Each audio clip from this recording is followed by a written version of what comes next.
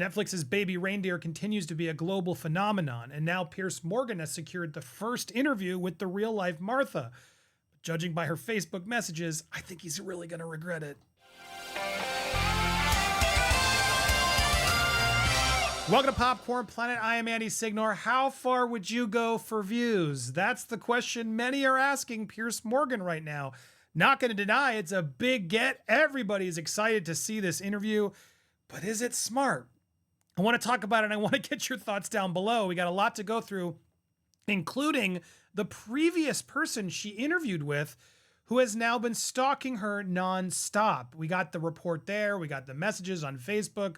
My goodness. Let's start here, though, guys. Again, if you haven't watched Baby Reindeer, you can go watch my first video where I summed up sort of the latest and what was happening. She's apparently trying to sue Netflix. If you've yet to see the show, I highly encourage you. It's a really, really good show, but it's intense. Trigger warning. They'll give you warnings in the show itself. It is an intense show to get through, but I really was impressed by it. The cast is fantastic, but the actress there portraying this character of Martha, real life story from the creator Richard Gadd, was a stalker who was arrested, and now this woman has seemingly come forward and owned the fact that she's declaring herself the real life Martha. And Piers Morgan has secured this world exclusive. The real life Martha from Baby Reindeer breaks cover and gives me her first TV interview about the smash hit show. Fiona Harvey wants to have her say and set the record straight. Is she a psycho stalker? Find out tomorrow on Piers Morgan. Now, what's interesting is someone did ask Piers, what happened? Did you tape this already? And he did respond, yes, we taped it yesterday. And one word to describe it, compelling. Now, look, here's my issue. Piers is doing what he does. He's going to get views. He doesn't care. He'll get views with anybody. Love or hate it, that's what he's doing. Now, one could argue this woman seems mentally unwell. And is this going to encourage this person, thrust her into a limelight that is not healthy for her or anybody? Case in point, we have the article here by journalist Neil Shears, who says the real life Martha is now targeting him. I've had a 4-day barrage of nonstop calls, terrifying messages, just like on the Netflix show. As I type, the phone is ringing. Now, he wrote and made the most recent voicemail was chilling. You have made a bitter end of me, she said. You are the see you next Tuesday from hell. Those words delivered in her Scottish accent gave me a glimpse of how she had allegedly terrified her victims. This was the real life Martha, the woman portrayed as a sick serial stalker in the hit TV show Baby Reindeer, speaking to my answer phone last weekend, the culmination of a 4-day barrage of calls and voicemails. I was followed by a warning never to approach her again, couched in legalese, which the former law student picked up in the course of legal training she boasts of. She went to denounce him as a fat liar and overgrown bipolar schoolboy, and was considering charging £3,000 an hour for the time she spent talking to him, which she claimed was her professional due. To be clear, I feel it was perfectly legitimate for Martha to call me. I had met and interviewed her for 3.5 hours for an article in the Daily Mail published last Saturday. Here they are walking through the street.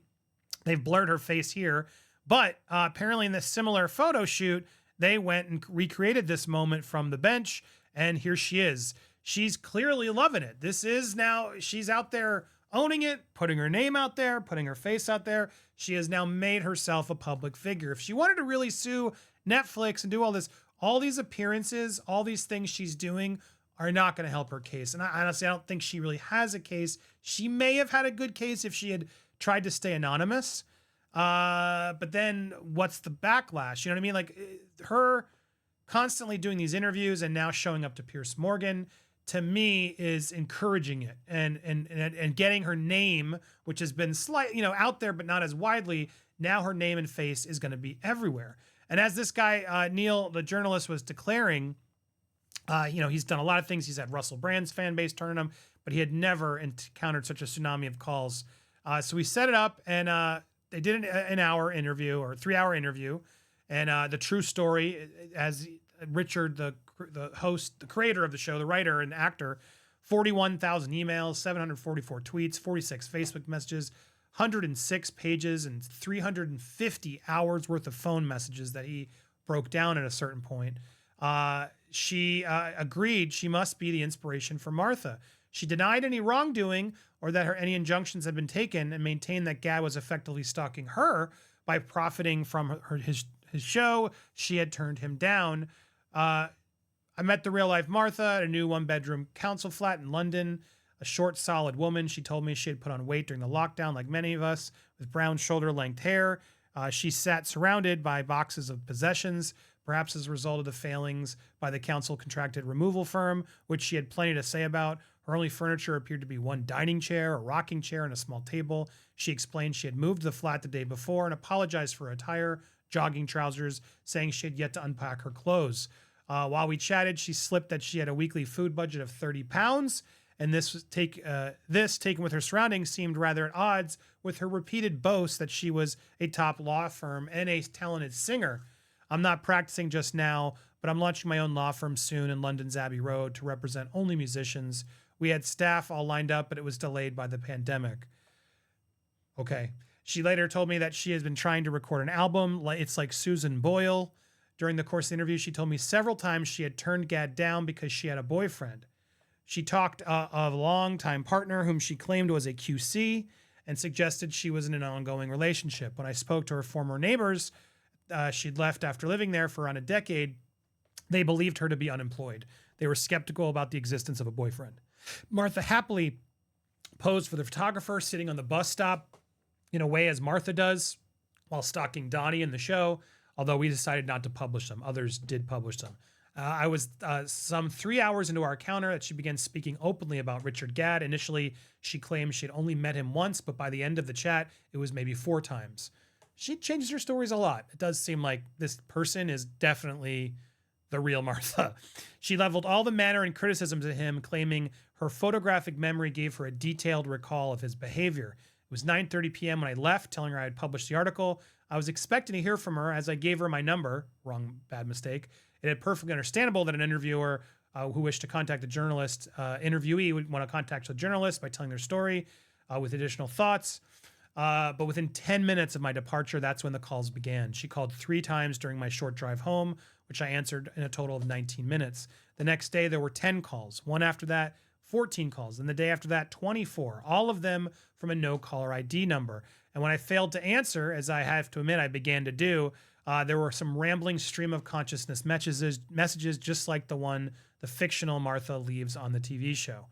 5 messages totaling 10 minutes on the first day, 9 totaling 20 minutes on the second, 16 totaling 53 on the third. Messages were not attacks on me, but on Richard Gadd and other staff who'd worked at the Camden pub. Then on Saturday, there were 19 calls, and as I attempted to communicate with her by email instead, 18 voice messages totaling 40 minutes. The most abusive message came after she belatedly read the story, and she was mad at him and his fellow feature writer, Barbara Davies. As I said, it did not name the real-life Martha, but it laid out historic stalking allegations against her in Scotland. But in her view, it gave her little space to denial of those allegations. This time, the message I received was intensely personal. I will call the police if you ever approach me. I'm suing you and that newspaper and the bimbo who wrote the article with you. Again, this just screams like the TV show. Hope it's clear even to a moron like you, I'll be demanding the newspaper sack you. I don't like you. I've never liked you. Then came the abuse unleashed on her Facebook page with her ever-growing thousands of Baby Reindeer fans. She told them I was fat, ugly, not very bright, a nutter, sick, a total see you next Tuesday who wouldn't get off my phone, and falsely claimed that I abused other journalists and hated Gadd. Multiple postings went right into the night and over several days. She told me in eye-popping detail and out of the blue of a one-night stand with a barrister. While by also talking on the phone, she suddenly claimed her QC partner had died, before then saying that she had lived with her boyfriend. While I never raised her relationships for discussion, soon she was ranting on Facebook, I resent the wee creep Neil at the dark fail, asking me about previous boyfriends and current. I felt like an R victim on the stand. While the fallout was usual, the abuse is water off the back of me, an experienced journalist. Her victims, however, it's easy to see how such obsessive calls can become unbearable. So there it is. Now, her response on Facebook was this from a couple days ago. I wouldn't touch Shrek with a barge pole. Don't flatter yourself. Did you write that article another lie, or did your associates? I wouldn't stalk or harass you if you was the last rat on the planet. Go drink some more water, more white wine, and write stupid stories, you alcoholic liar. Now, what's crazy is the more we see from this Martha on Facebook, the more it is clear that this person is the one from the show. And the more it makes this a true story. And I can't imagine Richard Gadd himself didn't expect this to happen. I'm sure this was always part of the plan of she might come back if this is a hit. I don't think he ever expected it to be such a big hit, but I'm sure this is sort of like, told you guys. Now the reactions to Piers are, I hope you gave her your phone number. Don't give her your phone number sent from an iPhone. Don't give her a cuppa. Have you hung her curtains yet? Jeez. Hope you didn't give her your phone number, and don't tell her where you work. How fitting, two people are obsessed with someone else. Only difference is she left voicemails instead of hacking into them. Oh, Piers, hope you don't have a bus stop outside your house. Piers, tomorrow I've received 6,000 emails, all sent from my iPhone. She's defo stalking you after this. Anybody else getting Kathy Bates misery vibes? He's standing far away so she doesn't get too attached. That is pretty noticeable how since he made it. I had to put them closer in the thumbnail. But what do you think of all this?